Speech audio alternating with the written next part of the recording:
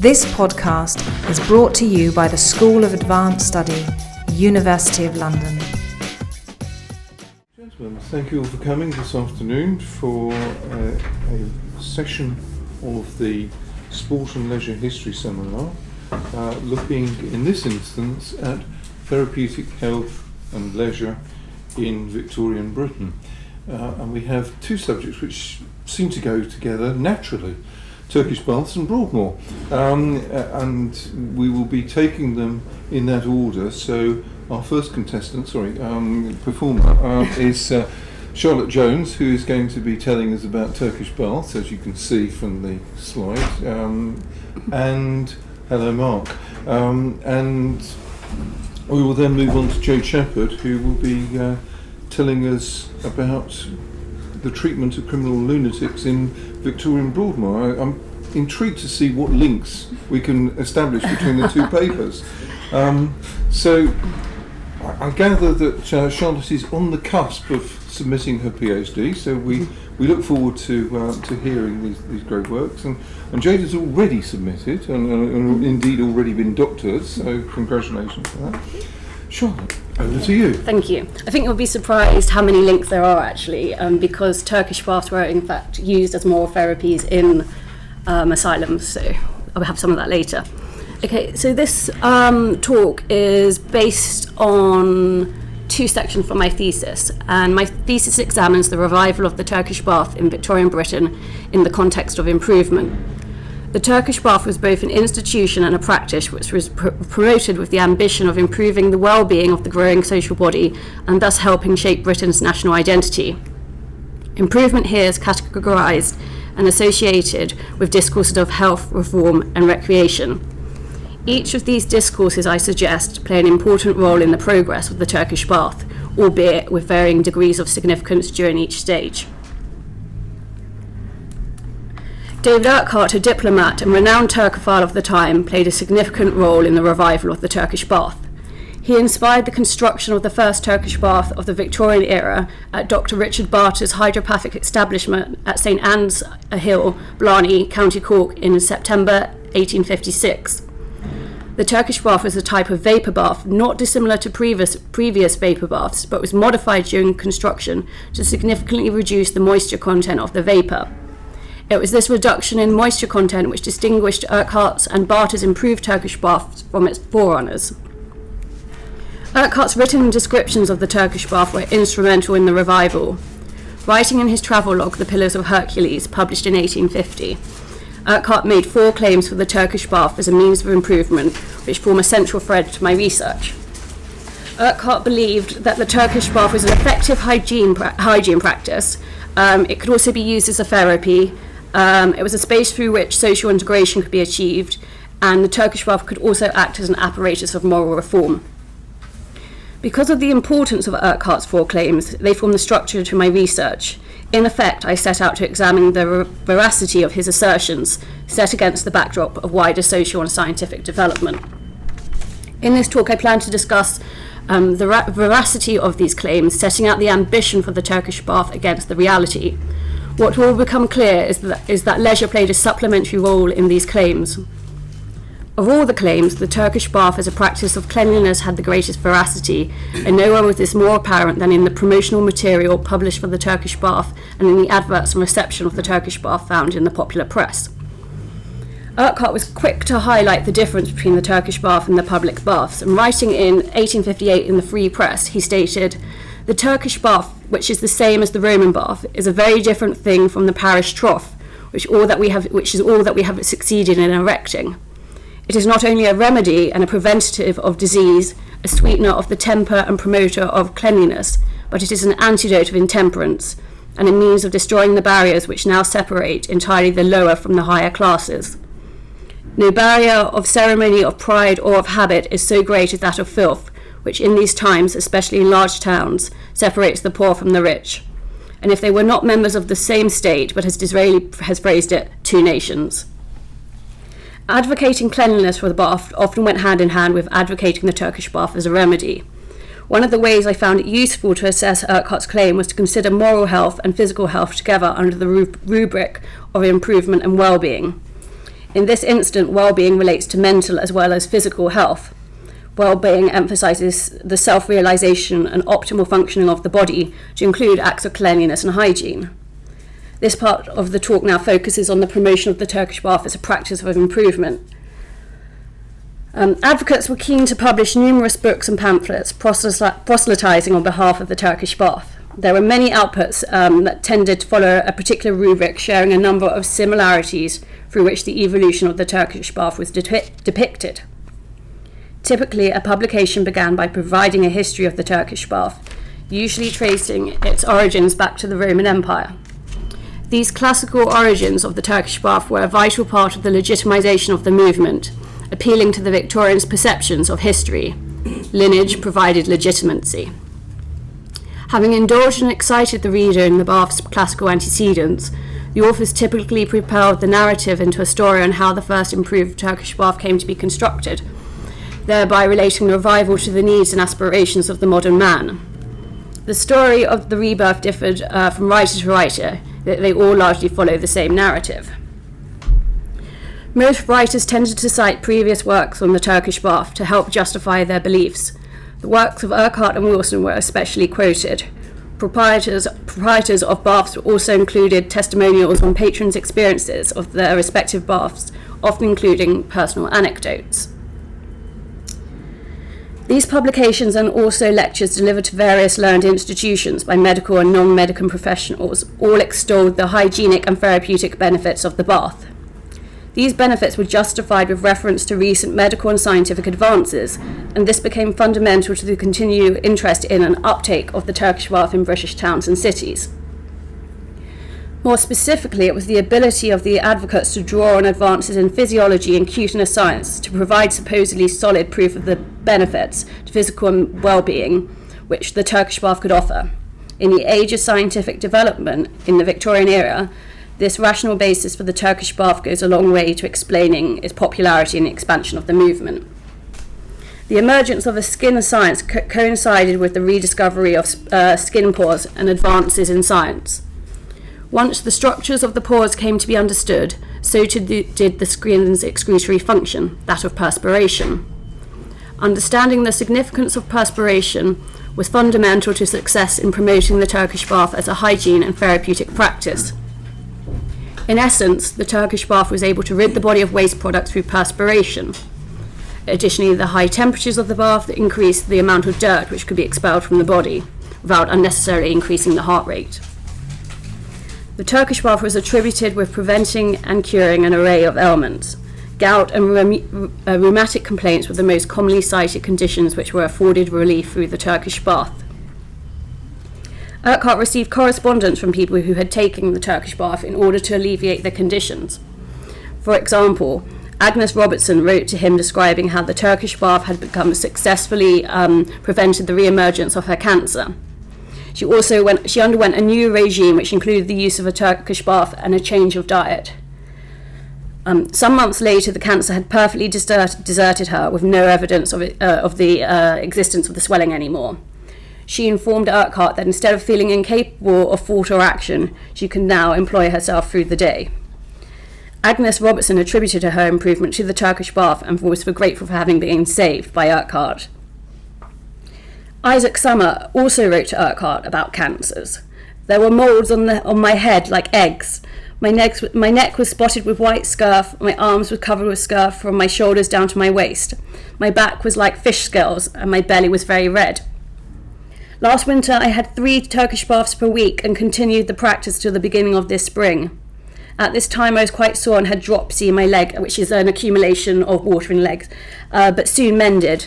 Now I am quite free from any scurf on my body and can walk as well as ever. My duty to you I am respectful, sir, your humble and obedient servant, Isaac Summer. With such talks of cures and prophylaxis, it might seem likely that the Turkish bath would have gained credibility and support for medical profession and become an orthodox treatment in hospitals and asylums. However, it was never to become a mainstream practice, with very few Turkish baths being built in hospitals and asylums.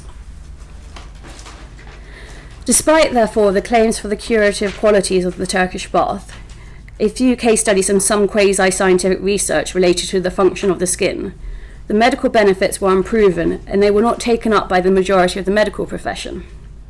However, it was in mental science or psychiatry where the Turkish bath had limited success. Insanity was difficult to diagnose and classify. Patients diagnosed with insanity were often presented as having multiple inconsistent symptoms. The use of the Turkish bath to treat insanity was, however, complicated by its origins. While insanity was treated by the medical profession as a problem with organic origins, it was also considered a moral issue, with its causation being environmental and social. Insanity was considered deviant, involving with a medical rubric, whereas it had previously been considered a sin or a crime. Dr. Charles Buckner was an important figure in the treatment of insanity and was one of the founders of the Asylum journal, becoming its first editor. Buckner was pivotal in the move away from forced restraint and in the care of the insane, and was an early advocate of the Turkish bath within psychiatry. He superintended over Devon County Asylum between 1844 and 1862, and it was there in Exminster that Buckner had a Turkish bath constructed for his patients. In addition to the remedial outcomes of the application of the bath, Buckner recognised its use as an alternative to forced restraint and therefore as a penal treatment. He referred to treatments such as Turkish baths as moral therapies and was himself referred to as a moral therapist. Additionally, he campaigned for better conditions in asylums, and this would have included better standards of hygiene, which is where the Turkish bath would also have come in. The Turkish bath was also considered a practice to treat intemperance. Just as there was complexities with diagnosing and treating insanity, so too were there problems with treating and classifying intemperance. From the outset of its revival, the Turkish bath was promoted as a tool of intemperance, and it was also used to treat a type of madness associated with intemperance called dipsomania. Urquhart proselytized the bath as a solution to the habitual drunkard and the inebriety which characterized the poor and working classes in particular. According to Urquhart, he wrote, "I know of no country in ancient or modern times where habits of drunkenness have coexisted with the bath. Misery and cold drive men to the gin shop. If they had the bath, not the washing tub, but the social hammam to repair to, this, the great cause of drunkenness, would be removed." He continued, "How many seek to raise the lower orders in the moral and social scale? A war is waged against drunkenness, immorality, and filthiness in every shape. Here is the effective weapon. Here is an easy and certain cure." Written much later in 1875, the Transactions of the Association for the Promotion of Social Science produced a pamphlet on the subject of the Turkish bath or hot air bath in relation to the social position of the working classes. This was written by Robert Montieth, who actually was a friend of Urquhart's, and there was a geopolitical dimension associated with foreign affairs committees, but that's another story. Okay. So the association credited a certain malaise experienced by the working classes, goading them to drink. They had seen the use of the Turkish bath expel this malaise from their persons. And according to Montieth, it seems certain that the numerous depression, the malaise, which has so large a share in goading to intemperance, has in some instances been so relieved by the depoisoning process of the hot air bath, that the moral sense, previously unequal to the effort, has been able to obtain the peace where misery, degradation, and discord were once the normal state. Advocates of the Turkish bath frequently emphasize its ability to control and ward off insatiable cravings the drunkard experienced. The cravings were said to be a result of the accumulation of alcoholic stimulants and poisons in the blood. Accordingly, this sanitary agent or sanitary commissioner, as the Turkish bath has been described, was used to expel these toxins. The Turkish bath induced an effective and efficient perspiration through which the poisons could be expelled through the pores of the skin. It was this ability to eliminate the alcohol from the body which made the Turkish bath such a therapeutic tool against inebriety. However, Buckner, together with Tuke, thought it was a bit more than that. Writing in their Manual of Psychological Medicine, Buckner and Tuke preferred to think of the bath, rather than a therapy, the Turkish bath works best as a wholesome habit rather than a remedy. What I have set out to do in this section has been to chart the application of the Turkish bath in improving the health and well-being, of the people in terms of hygiene, therapeutics, and its reforming capacity. I now turn to look at the use of the Turkish bath more broadly, relating to its potential as a therapeutics leisure. What becomes clear when examining the reception of the revival of the Turkish bath is that an element of leisure is present. While the underlying theme was that of the bath's curative and medical powers, in adverts we start to see the Turkish baths advertised as luxurious and elegant, demonstrating a leisure component to the baths.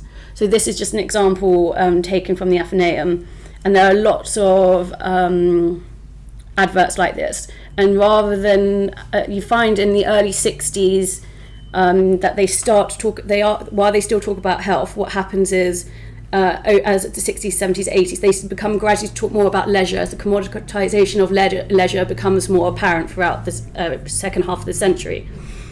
So that's just an example of that. Okay, oh, you can't see that well, can you? Oh yeah, that's okay.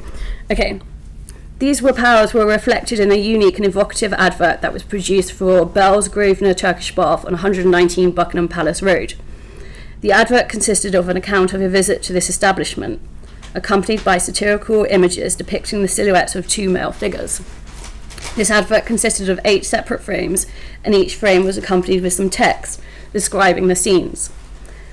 Despite these one-line descriptions, it was evident that Bell was advertising the Turkish bath as a luxurious pursuit, to be untaken when feeling under the weather, or as the advert states, not up to the mark. By visiting Bell's Turkish bath, you could go on to live happy ever after, as it says down there. Some adverts for the Turkish bath were featured in theatre programmes. The Camden Turkish baths were advertised several times in programmes for the Theatre Royal as well as for Olympia. This advert features the Oriental crescent symbol founded on the flag of Turkey. It emphasises the comfort and elegance of the baths and its location opposite the public house Mother Redcap. There's no mention in this case, however, of the health benefits of the Turkish bath, nor does it state whether they are separate baths for ladies. Popular periodicals also noticed the development of the Turkish bath. In 1860, the critic wrote, "Did we owe the Turkish bath nothing but its rhubarb, its carpets, did we owe to Turkey nothing but its rhubarb, its carpets, and the Turkish bath? The amount of our indebtedness to the sick man, by no means being considerable, and of these, by far the last is the greatest boon of all." In fact, rhubarb was not good, and it still is not good for gout-like symptoms, so it's just as well Turkey was able to produce an antidote in the form of the Turkish bath. The same article continues, "What a difference between yourself as you walked in and yourself as you walk out of this magic palace. You almost doubt whether you have not changed your limbs for those of someone else, leaving the weary old ones behind, and taking someone of a very superior construction, brand new, muscular, untiring. You could walk 20 miles without wearing those well-oiled joints. You could fly if you had wings, cherishing a secret feeling of superiority over all the rest of mankind who had never had a Turkish bath." This theme of superiority is prevalent. Frequently, the Turkish bath is considered superior to other methods of cleanliness available, such as the public baths, or as Urquhart knew them, the parish troughs. However, this superiority sometimes caused offence. For example, an article in the Saturday Review was critical of the extent to which Urquhart described Christians as being dirty in body and mind in comparison to countries with the bath, i.e. Eastern countries.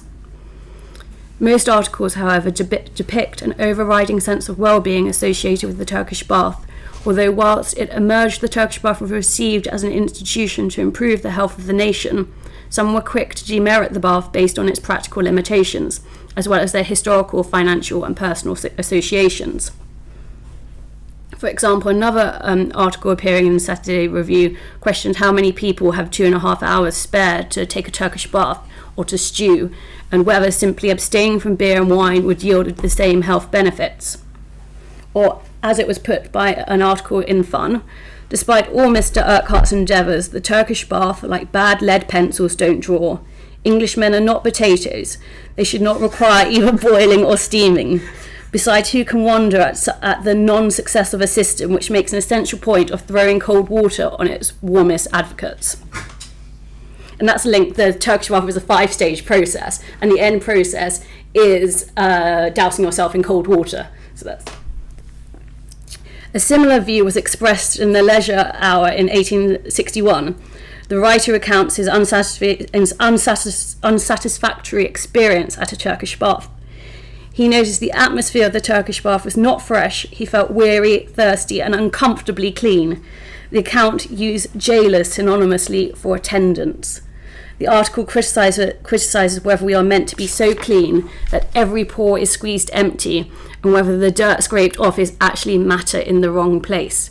This reminds us of Mary Douglas's theory on dirt. Finally, an article appearing in the National Magazine in 1861 provides an extremely useful table outlining the reasons why some patrons visited the city Turkish bath in South Street, Finsbury Pavement. The table accounts for 221 bathers. The type of bathers were divided into 3 categories: frequent, occasional, and those who had taken their first bath. These categories were then divided based on their reasons for their visit. Their reasons were confined to pleasure, colds, rheumatism and gout, and other ailments.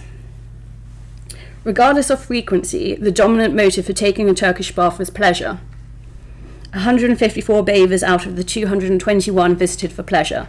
Of 31 bathers visited to treat rheumatism and gout, 25 bathers visited for other ailments, and only 11 bathers visited to treat colds.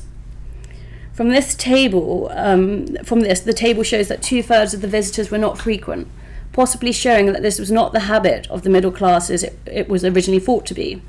Rheumatism and gout, along with colds, were separate categories in this table, reflecting the prevalence at this time and suggesting that it was common knowledge that the Turkish bath was believed to cure these ailments.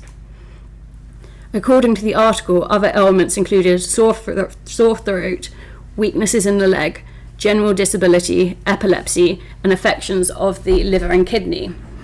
It indicates a level of public awareness surrounding the representation of the Turkish bath and suggests to a limited extent the Turkish bath was used as a therapy as originally extolled by David Urquhart in his Pillars of Hercules.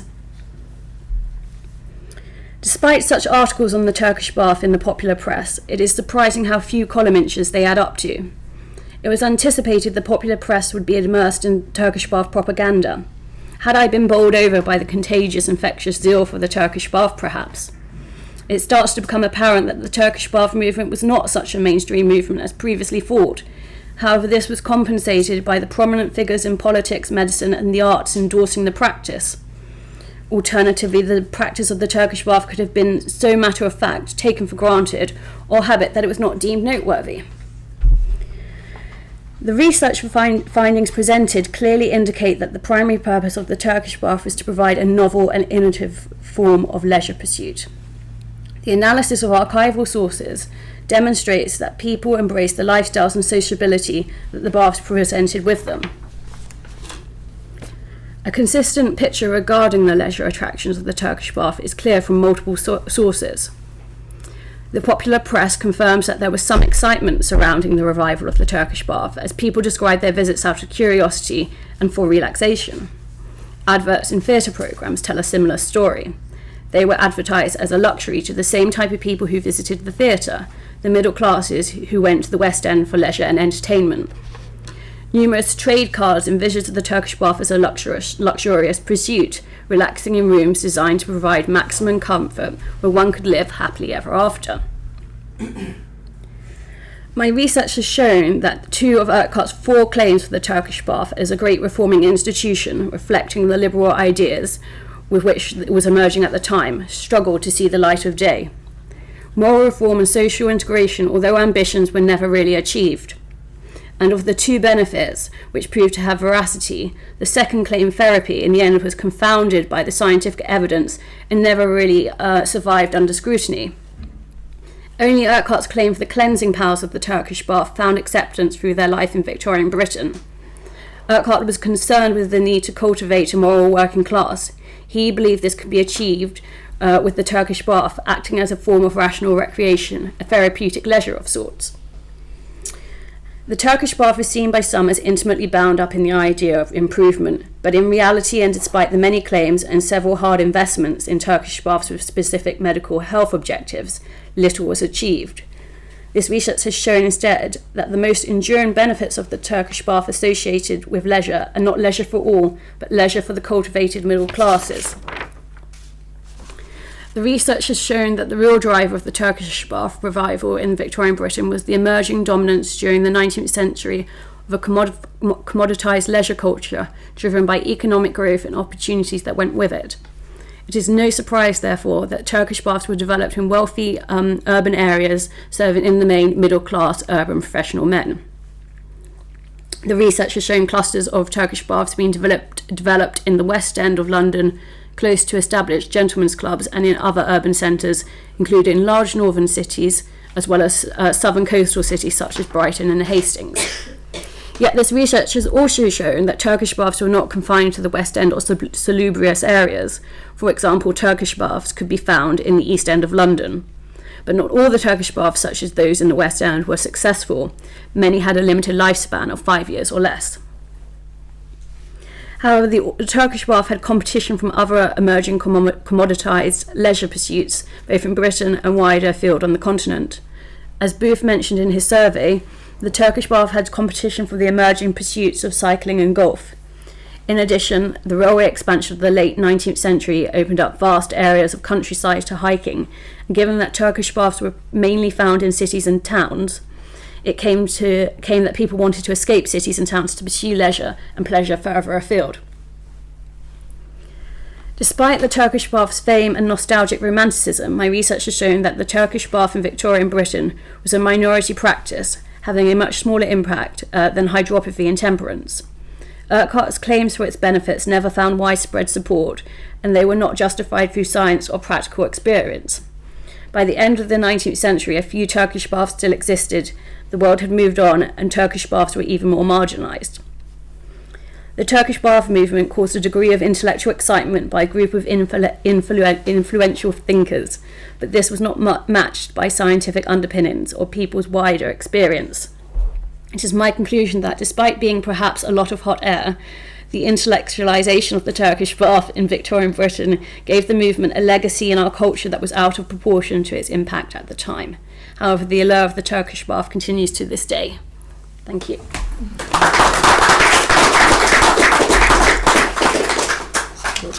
I'd like to thank Charlotte on a number of levels. Firstly, because she told me beforehand that she tends to talk too quickly, which you didn't. Okay. You were nicely paced throughout, so thank you very much for that. Obviously, all your colour-coded script worked wonders there. You can't see how beautiful it is from there, but and secondly, for nicely segueing in some of your earlier remarks into our second paper of the evening by referring to the therapeutic use of Turkish baths in the treatment of lunacy. I don't know whether Jade's going to tell us anything more about Turkish baths in her presentation, but you can see what she's going to be telling us about, and we all look forward to hearing it. So, Jade. Okay, thank you. In 1883, Matthew Jackson Hunter wrote to his sister, "We spend most of our time exercising in the gardens, reading the daily papers, monthly periodicals, etc. There is also a well-selected library, a cricket club, a billiards, cards and other amusements. In the winter time we have entertainments such as plays, singing. We have a good brass band which gives selections of music every Monday evening during the summer months on the terrace opposite to the chapel." 2 years earlier, Hunter had murdered his wife and 2 children. He was tried, found insane, and sent to Broadmoor Lunatic Asylum, from where he wrote this letter. In this paper, I'm going to be discussing the different types and the importance of leisure activities in the treatment of criminal lunatics. But before I do, I'd just like to give you a very brief outline of the research I undertook for my PhD, and also to introduce you to Broadmoor, what it is, and why it was established in the 19th century. I completed my PhD in 2013. My thesis was based on an examination of the asylum, its staff, treatment and patients. Its particular focus was on the experiences and identities of the men who passed through the institution during its first 4 decades, asking what it meant to be a man, and in some cases a madman, in Victorian Broadmoor. It was based on an examination of almost 500 male case files taken from the Broadmoor archive, the opening of which presented a wonderful opportunity for me to re-examine some popular topics: Victorian asylums, the criminal, paternal infanticide, jealousy and medico-legal conflict. It was not only an examination of the asylum, but of the crimes and the trials that led to the incarceration of its patients. I examined the archival material alongside medical treatises, legal documents, trial transcripts, press reports, and other social and cultural representations of crime, insanity, and Broadmoor, in order to examine not only contemporary attitudes towards criminal lunacy and the asylum, but gender, class, and family life also. These sources also revealed that Broadmoor was the site of numerous leisure activities. Now, just to introduce Broadmoor. Broadmoor was England and Wales's first criminal lunatic asylum, now called a high security hospital. Criminal lunatics were men and women who had committed a crime whilst suffering from mental illness. Before Broadmoor opened, criminal lunatics were housed alongside ordinary lunatics or sane prisoners in prisons or asylums such as Bethlem, or Bedlam as it's commonly referred to. But such accommodation caused concern. It was overcrowded, no attempt at treatment could be made, and there were concerns about the association of ordinary lunatics with criminal lunatics and of criminal lunatics with sane prisoners. Each group was reportedly subject to torment and abuse from the other. In the early 1800s, there was an increasing desire amongst medical professionals to treat insanity not with chains, but with moral treatment. Ideas about insanity had been changing since the mid-18th century. Previously, it had been assumed that mental illness couldn't be cured, and that the insane should be chained up and hidden from view. Now, it was believed that the minds of the insane could be restored, and that moral treatment was the way to do this. Moral treatment promoted the importance of healthy recreations and amusements in asylums. These were believed to produce healthy tone and give nerve and vigour to the shattered mind. It was deemed crucially important that patients were not to sit around dwelling on their condition, but were to keep themselves occupied. Eminent Victorian psychiatrist John Charles Buckner expressed concern that the cheerless and wretched condition of Bethlem's galleries and yards meant there could be no attempt at moral treatment. He wrote, "It is not a modern prison, for there is no corrective discipline. It is not a hospital, for suitable treatment is impossible. It is not an asylum for the relief and protection of the unfortunate, for it is one of the most gloomy abodes to be found in the metropolis. It is simply a receptacle, into which the waves of the criminal law are swept, out of sight and out of mind." The Association of Medical Officers of Asylums and Hospitals for the Insane called for the removal of criminal lunatics from Bethlem, a place reportedly so tedious that it inspired them to quote the line of the Italian poet Dante, "Who enters here must leave all hope behind." They wished to see in England the construction of a criminal asylum similar to that in Dundrum, Ireland. Dundrum opened in 1850. The treatment of patients was of the moral kind. They were surrounded by acres of land, worked at their trade, and were provided with various amusements and leisure activities. Buckner and his colleagues viewed Dundrum as a place where a happy valley is formed, to make loss of liberty not irksome but delightful.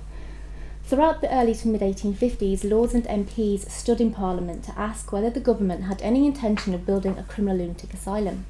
The general consensus appeared to be for such a venture, based primarily on fears regarding the association of criminals and lunatics, and the contention that it was improper to convert a prison into an asylum, so it was improper to make an asylum a prison, for the rules and regulations of the one and the other were altogether different. In 1856, the Bethlem criminal wards were declared full, and the following year the government announced its plans to build a criminal lunatic asylum. The Criminal Lunatics Bill, the Broadmoor Act, was passed in 1860 to make better provision for the custody and care of criminal lunatics. Following a transfer from Britain's asylums and prisons, the female patients arrived in 1863. The male patients arrived the following year. There were 2 classes of patient in the asylum. First, men and women who had been found insane before or during their trials, who were known as Queen's Pleasure patients. Second, there were insane convicts, men and women who had become insane whilst undergoing a term of penal servitude, and were transferred to Broadmoor from prison until their sentences expired and they were discharged to another asylum or released, or they were declared sane and sent back to prison until their sentences expired. Following the Asylums Act of 1845, all government-built asylums were designed to resemble large country houses with landscape gardens, and had ornamental drives, parkland, farms, cricket fields, and estate walls, and the airing courts attached to each block were designed so patients could view the vast landscape. Moral treatment, under which patients were provided with a vast array of amusements, was implemented. An examination of Home Office records, annual reports, and Lunacy Commissioners' reports, and the Lunacy Commissioners were like Ofsted for asylums. Thanks, Dion. Shows that the Lunacy Commissioners, Broadmoor Superintendents, and its governing body, the Council of Supervision, all wished Broadmoor to operate and look like an ordinary county asylum, in spite of its unusual patient population. Its patients, criminal lunatics, were to be treated in the same way as ordinary lunatics, with compassion, chess, and cricket. Is it working? Switch the computer on. Is it the computer? No, it's on. No, it's not. So it's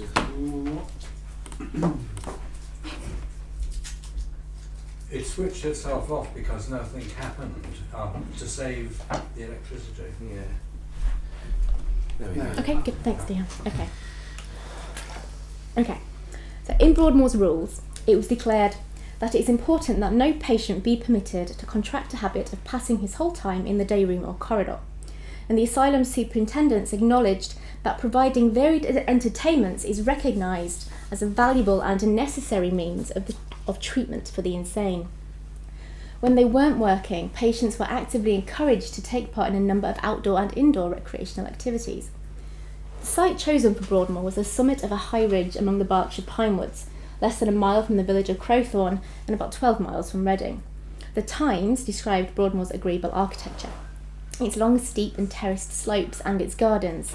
In addition, it commented that Broadmoor was a series of distinct blocks of buildings which are lofty and handsome. A warmer and more comfortable looking structure was never erected in a more wild though beautiful situation.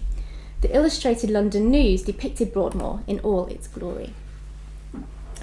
Vast grounds were important not only so willing and able patients could work outside on the asylum farm or in the garden or in one of the numerous workshops built on the land, but so they could also take part in outdoor activities. In the summer months, patients danced to the sound of the asylum band in the airing courts and played croquet, which are depicted in this image here. They also played bowls, lawn tennis and cricket. In 1900, Broadmoor Superintendent commented that the cricket matches played in the grounds of the asylum had provided a fund of interest and amusement to the patients. This certainly appears to have been the case. On one occasion, patient Henry Dodwell reported to the superintendent, quote, that many of the patients in this block have expressed great disappointment at the unavoidable failure by rain of the cricket on Saturday, unquote, and he asked permission to go down to the field and play at a convenient point. By 1871, the asylum covered 320 acres, and paths and roads equalling 8 miles had been formed, enabling ample provision for walking exercise. Broadmoor's well-conducted female patients made use of the asylum's vast grounds in another way, and they were able to take drives into the neighbouring country. Like most large county asylums, Broadmoor was self-contained. There were a number of accommodation blocks, including a separate block for women. Broadmoor's blocks were designed using the popular corridor plan and consisted of a series of long corridors with rooms opening off them. Each block had a separate day room for its patients, which meant, in comparison to some county asylums where the corridors doubled up as day rooms, Broadmoor's patients had increased opportunities for a change of scenery and increased provisions for recreational activities and amusements. And it's not very clear, but on there you can see just a plan of a couple of the blocks, and you can see the long corridors with the rooms coming off it and the day rooms just at the bottom there. Broadmoor's first chaplain, Reverend Burt, found reading to be one of the easiest ways to amuse the minds of patients. Armed with money provided by Broadmoor's governing body, Burt would travel to London's bookshops to purchase books for the asylum library. Patients could make specific requests, either for books to be delivered to them from the library after they had been purchased, or for books to be purchased or borrowed for them from outside of the asylum. The extent to which patients' requests were met is unknown, but patients who paid for their own maintenance in the asylum were probably more likely to get the books they asked for because they could pay for them. Burt described books as being of great moral value. They afford mental occupation to a considerable number of all classes of patient, and both amuse and instruct them during many hours which, without this humane provision, would be spent in weariness, in bitter reflection, or in angry discontent. Many of Broadmoor's patients certainly enjoyed reading and spent much time doing so. Following a visit to Broadmoor, one journalist commented that one patient spent so much time reading, he could probably argue questions of theology with a Regius Professor.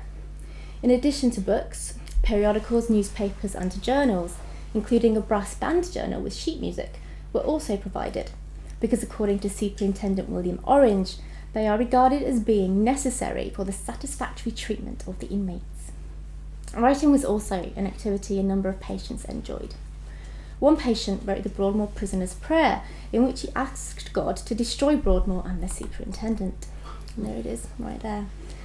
Other patients wrote essays on political economy, others Latin transcriptions, and one patient, the famous William Minor, wrote entries for the Oxford English Dictionary. And there's William Minor. Minor was a principal contributor of 16th and 17th century quotations, an example of which can be seen on the slide. A number of patients spent their time in the day rooms writing letters to one another, or to their friends, families, Broadmoor staff and the government demanding their release. In addition to reading and writing, there were many other activities available at Broadmoor. It's perhaps not a coincidence that Superintendent William Orange, an avid attendee and performer at Glees and opera, encouraged musical skill amongst the patients. Patients were given singing classes, which they reportedly looked forward to with eagerness. Others were taught how to play musical instruments, some of which they made themselves in the workshops, and a number of patients joined the asylum band. The band entertained patients, as did theatrical performances and exhibitions of the magic lantern, and the magic lantern projected images onto the wall.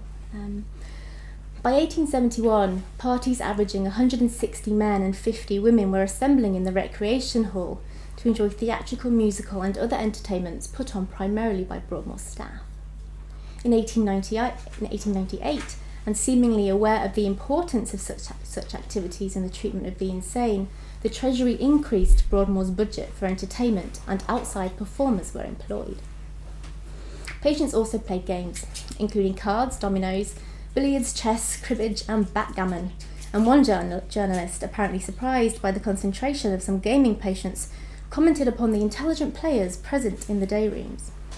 Some patients spent time caring for a colony of canary birds bred in the asylum, sometimes leading them in a chorus of song, and others sat outside gazing through a telescope. Patients also spent time decorating their rooms, and some made wooden cases in the workshops to store their belongings, including books. Women could be found knitting and embroidering, and one lady made a book with leaves of muslin. On each page, she worked in silk a text of scripture with an appropriate verse from a hymn. Famous artist Richard Dowd was also a patient at Broadmoor. He'd been transferred to the asylum when it opened from Bethlem. In addition to his accommodation, Dad was given a single room, which he used as an art studio. He painted numerous things, scenery for plays and classical images. He also painted a portrait of Superintendent William Orange, and that's Dad on the left and William Orange on the right. The superintendent reportedly told a journalist that because Dad didn't have to worry about selling his work because he was incarcerated, he could take time over it and rejoice in it. He could, in other words, use it as a way to divert his mind from his troubles. Dad also taught other patients how to paint. His work can now be viewed at Tate Britain and the Bethlem Museum of the Mind. Non-artists also gave art a go. Some patients sketched, and one man apparently painted the national coat of arms on the fire buckets in his block. Indoor recreation at Broadmoor was deemed so vital that in 1867 the female chapel was transformed into a room for this purpose. In theory, it was hoped that leisure activities would alleviate mental anxiety and in some cases help lead to full mental recovery. In practice, this sometimes happened. It was openly acknowledged that Broadmoor marked an enormous improvement on Bethlem, where moral treatment was impossible. In his annual report for 1863, Superintendent John Meyer noted that many patients have improved since their admission. In the following year, the Lunacy Commissioners attributed the change in Bethlem's form of patients in part to the entertainment and amusements provided at Broadmoor. They reported that Bethlem's former patients spoke openly of the change in their condition, for which they are extremely grateful. By patients' own accounts, such as that of Matthew Jackson Hunter I began with, some certainly enjoyed the activities provided for them. Other patients acknowledged their ill health and praised Broadmoor's activities for relieving their symptoms. "I am very glad and cheered when I hear the flute," wrote Henry Dodwell, who by his own account was giddy, queer and feeling neglected by his family. The leisure activities provided at Broadmoor thus appear to have done what they were meant to, stop some patients dwelling on their condition. Leisure and sport also helped encourage friendships amongst patients, which for those who had little to no contact with the outside world was important for survival in the asylum. For some male patients, Broadmoor appears to have taken the place of the club or the public house as a place where they could talk to their fellow men about their families and lives, and within which they could share interests. Broadmoor's communal spaces were vital in this respect. The time patients spent in the day rooms where they would play games, read books and newspapers gave them the opportunity to interact. Leisure time also gave patients the opportunity to remain part of the family they had left behind by giving them space to write letters to their spouses, parents, siblings and children. When doing so, many patients told of their grievances, discussed the friends they had made and highlighted the amenities available to them. Some also offered advice to their growing children. Of course, things didn't always run smoothly.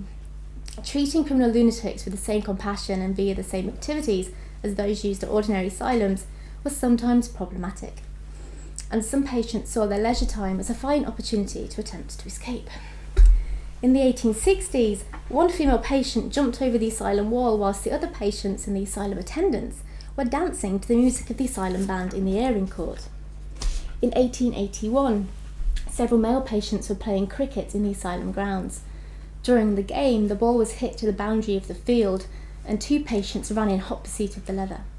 The attendants, thinking the two men were simply taking a great interest in the game, paid little attention until they noticed them run at great speed straight past the ball and into the woods. Following a desperate struggle, the two men were apprehended. One of the key problems, however, was that some patients were simply uninterested in the leisure activities provided. In 1896, it was reported that just 39% of patients took advantage of them. Of course, in some cases this could have been due to ill mental health, but in others it was seemingly a matter of taste. One female patient wrote to the superintendent, "It is a great trial of my friends to know I am unhappy. There is nothing here to interest me. I have got used to everything." In such circumstances, treatment via leisure was incredibly difficult. For patients who were interested, leisure activities presented a rare opportunity to exercise some agency. Writing was one way patients could keep in contact with their friends and families, an important means of survival in some cases, but this recreational activity was also a means by which they could retain some control. For most patients, writing about their grievances or happiness appears to have been simply a means of communicating with the outside world. Some patients, however, spent much time writing their own account of their alleged mental illness, crime, trial and asylum experience. Writing down their stories, as historian Roy Porter noted, formed asylum's patients one way of maintaining their identity or indeed fighting back, at least in their mind. Once admitted to Broadmoor, some patients found it very difficult to be granted freedom even when questions about their insanity were raised. Thus relaying their complaints to an audience was one of the few ways patients could exercise agency. Even then, however, their power was somewhat limited through the censorship of the superintendent, who read every incoming and outgoing letter and had the power to stop any correspondence. There were other ways patients could attempt to exercise agency, consciously modifying their behaviour and taking part in useful and productive recreational activities in the hope of gaining a discharge. Indeed, many medical reports indicate that the superintendent commented positively when patients took part in the activities provided for them, such as being part of the asylum band. Patients who refused to conform and instead focused on activities deemed useless were condemned. Rather than occupying himself usefully, Thomas Dean, according to his medical report, quote, spends all his time writing up verses of the Bible and doing sums. He puts an extraordinary value on these, which are really worthless, unquote. Such behaviour was considered indication of Dean's insanity. The notion that insane patients had agency may, of course, appear to be contradictory. How can anyone who is not only insane, according to the medico-legal understandings of their condition, but also incarcerated in an asylum, possess any kind of freedom of the will, of action, or of expression? Whilst there were patients in Broadmoor who, according to medical testimony, were totally insane, there were also two other types of patient: those who were only partially mad, and those who were sane but refused discharge because they did not have anyone willing or able to care for them, or because their crime was so heinous the authorities were waiting for a period of time to pass before they sanctioned their discharge. The latter had greater potential to exercise agency, but this does not mean that they all did so, or that they were all successful when attempting to do so. Broadmoor's patients were undoubtedly operating within severe mental and physical restraints, but in using part of their leisure time to maintain relationships with other patients and staff, and with the outside world, they were able to exercise a highly circumscribed, but nonetheless real, form of agency. While the various leisure activities gave patients some opportunity to exercise agency, there were limits to this. For example, patients couldn't always do what they wanted. Unlike in a number of other asylums, Broadmoor's patients were prohibited from leaving the asylum grounds. In 1882, the solicitor of private patient Sylvanus Sweet wrote to Superintendent William Orange. He told him that Sweet had asked me whether there was any chance of his being able to see a little more of the outer world than the exercising ground. All he means is that now and then permission may be given for his taking drives in the neighbourhood or walking out beyond the asylum. He offered to pay all expenses, but the superintendent refused the request. There is no doubt that Broadmoor's patients had access to an abundance of recreational and sporting activities, and this is something the Victorian press picked up on. Journalists tended to report favourably upon Broadmoor's regime. In 1867, the Illustrated London News published a complimentary report, alongside which were images including a male patient playing the violin and male patients sitting in a day room enjoying a variety of activities and amusements. And you can just see them on there. Some publications printed letters from patients in which Broadmoor's regime was described in order to give the public a sense of asylum life, but this wasn't always done as a means to praise the institution.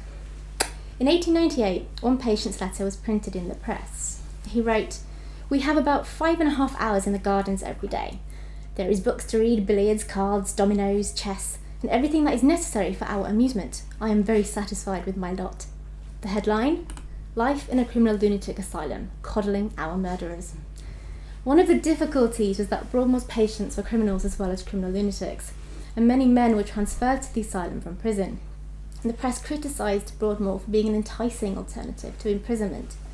In an article entitled "Startling Scandals at the Murderer's Paradise at Broadmoor," Lloyd's Weekly reported, "The system is so mild that the inmates eat, drink, laugh and grow fat.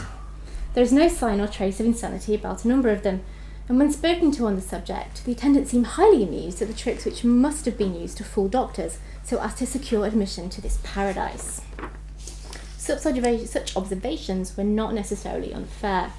Following a visit to Broadmoor in 1881, psychiatrist Daniel Hack-Cheek observed that convicts enjoyed the comfort of the asylum and are very likely to sham madness to stay there. Victorian prison life was certainly incredibly difficult. There was no leisure time, and only menial and forced labour. Broadmoor was certainly a much nicer alternative. Some publications were certainly critical of the activities, amusements and general comfort afforded to Broadmoor's patients, and certainly didn't appear to care that such activities were provided in the name of treatment. One journalist declared, "If many a hard-working and sober labourer could have seen Broadmoor, he would have had ample reason for concluding that it might be in many respects preferable to be a criminal lunatic than a sound and well-disposed English working man." Ironically, Broadmoor's working-class patients appear to have had access to a lot more freedom and leisure time than their sane and free counterparts. The whole point of moral management, of leisure and recreation, was to alleviate and/or cure mental illness. But one fear and one complaint of Broadmoor's late 19th century superintendent was that life in the asylum was too easy. He perceived asylum life to be doing the exact opposite of what it was intended. The leisure time, the game playing, the reliance on the support of staff and fellow patients was making men less well equipped to cope with normal life. He concluded, quote, Men who have been in the asylum for some years find themselves on discharge seriously handicapped in taking the thread of their former life and in starting afresh in the face of the keen competition and struggle for existence in the present day." Unquote. These men thus relapsed into insanity and crime.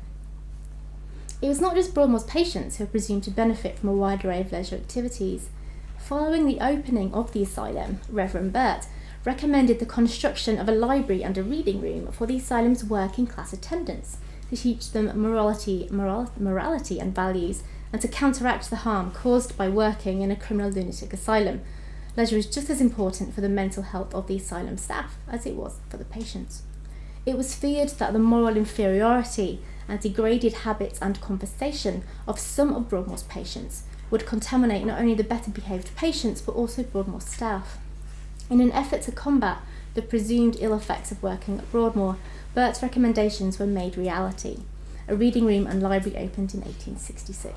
In addition, penny readings were established and a dance was held every 6 weeks for the asylum staff. Broadmoor's Victorian superintendents required no special provisions for leisure pursuits at the asylum. As middle-class men, they were already quite active, and between them they enjoyed riding, country life, theatrical entertainments and various sports. A couple of them played cricket with the patients, and one of them was a member of the Marylebone Cricket Club and enjoyed spending time at Lord's Cricket Ground. As Broadmoor moved into the 20th century, the leisure activities on offer increased, but the purpose of recreation gradually changed. For Broadmoor staff and their children, annual outdoor tea parties with dancing were held, as were sporting tournaments with prizes named after the asylum's superintendent. In terms of patient care and enjoyment, football and sports days were introduced, and during the First World War, ill soldiers from a neighbouring hospital visited the asylum and played cricket and football with Broadmoor staff and patients. The results of these matches were reported in the local press. In the 1920s, Ronald True, one of Broadmoor's famous 20th century patients, introduced throwball to the asylum. Reading remained incredibly popular. In 1930, the chaplain commented that patients use the books so much that it takes all our time to keep them in repair. Cinema shows were introduced in the 40s, and patients produced, wrote and acted in their own comedy musical show. Members of the public attended plays put on by the patients. They sold out every year. This practice has since stopped. And Tiddlywinks was added to the list of games available, and many patients began to write for the Broadmoor Chronicle, the hospital's magazine. As the 20th century progressed, theatre continued to be recognised as an important method of entertainment and treatment. Between 1989 and 1991, a number of Shakespearean tragedies, including Hamlet, were performed by actors from the Royal Shakespeare Company and the National Theatre, including Sir Ian McKellen, who had this to say about the experience. The performance of such plays was used as drama therapy. Through the performance of complex emotions by the actors, such as jealousy and anger, the patients were encouraged to confront their crimes, and it was reported that many patients were brought to a new realisation of their problems. One key change occurred following the Second World War as a result of advances in medicine. The environment, meaning fresh air and exercise, so walking, cricket, football, etc., was no longer a key part of treatment. That said, sport and leisure remained a key part of some patients' regimes, if only to keep them occupied. I have shown that Victorian Broadmoor was a site of leisure. Despite their alleged insanity and incarceration, leisure activities provided various ways for patients to attempt to exercise agency and fashion an individual identity, artist or author, for example, and to develop friendships inside the asylum and maintain relationships with individuals outside the institution. Moreover, both staff and patients perceived the benefits of leisure activities in terms of improving well-being, and asylum staff and the state perceived leisure to be an important method of treating the criminally insane. Thank you.